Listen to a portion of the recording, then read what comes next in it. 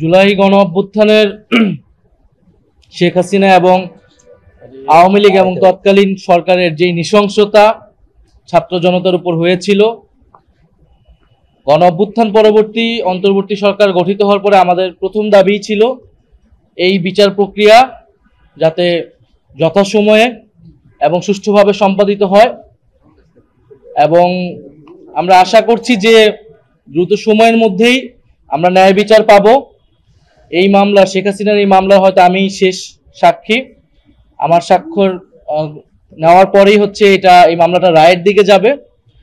তবে শুধু এই একটি মামলাই নয়, এটা হয়তো রাজনৈতিকভাবে আমরা একটা ন্যায় বিচার পাবো, কিন্তু সারা দেশে যেই গণহত্যা এবং নির্যাতন, নিপীড়ন, গ্রেফতার, গুম খুন সংঘটিত হয়েছিল তার কিন্তু আরো অনেক মামলা রয়েছে।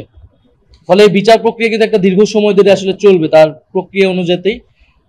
ফলে নির্বাচনের পরেও যাতে এই বিচার প্রক্রিয়া কোনোভাবেই বাধাগ্রস্ত না হয়, সেটার জন্য এই ট্রাইব্যুনাল এবং অন্যান্য যে বিচার প্রক্রিয়া রয়েছে সাধারণ কোর্টে, সেটা যাতে অব্যাহত থাকে সেই প্রতিশ্রুতি আমাদের এই সরকারের পক্ষ থেকে, সেই একটা রোডম্যাপের দাবি আমরা জানিয়েছি, এবং সকল রাজনৈতিক দলের পক্ষ থেকেও সেই কমিটমেন্ট, তাদের সেই ইস্তিহারেও যাতে সেটা থাকে, এটা আমাদের প্রত্যাশা থাকবে, যাতে এই জুলাই গণহত্যার যে বিচার এবং গত 16 বছরে গুম সহ যে আরো নানান ফ্যাসিবাদী হত্যাকাণ্ড রয়েছে, অপরাধ রয়েছে, তার বিচার প্রক্রিয়া যাতে চলমান থাকে।